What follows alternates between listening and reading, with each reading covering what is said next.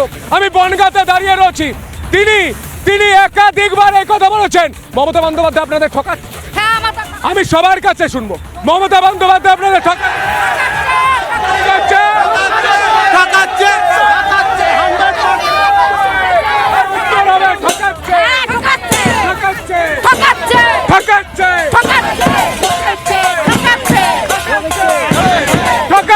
বলে বলে তাল দিয়ে দিয়ে উত্তর দিচ্ছে।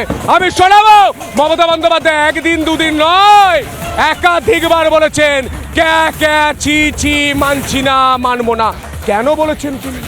কেন বলেছেন? কারণ উনি চান যারা উদ্বাস্তু হয়ে হিন্দুরা এখানে এসেছেন তাদের নাগরিকত্ব চলবে। এটাই বলছেন বঙ্গবাসী, এটাই বলছেন বনগাঁর মানুষ, এটাই বলছেন এই মতুয়ারা। মমতা বন্দ্যোপাধ্যায়ের মিথ্যাচারটা শোনায়। ভয় পাবেন না, আমি পরিষ্কার বলতে এসছি, আপনাদের কাউকে, যারা আপনারা এখানকার জেনুইন ভোটার, আগে ভোট দিয়েছেন 2024-এও, নরেন্দ্র মোদী প্রধানমন্ত্রী হিসেবে ইলেক্টেড হয়েছে কোন লিস্টে? তুমি এতদিন এসআইআর করার টাইম পেলে না, ক্যাঁ করে চিৎকার করছো? এতদিন কি করছিলে? এসআইআর এর নামে গণবন্দি, ভোটবন্দি। বাংলা ভাষায় কথা বললেই আজ সবাই বাংলাদেশ, যে মানুষটা নাগরিক তাকে আবার প্রমাণ দিতে হচ্ছে আমি নাগরিক। ভয় দেখানো হচ্ছে সবাইকে।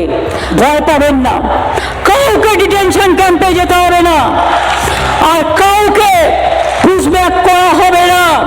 সবাই বাংলায় থাকবেন।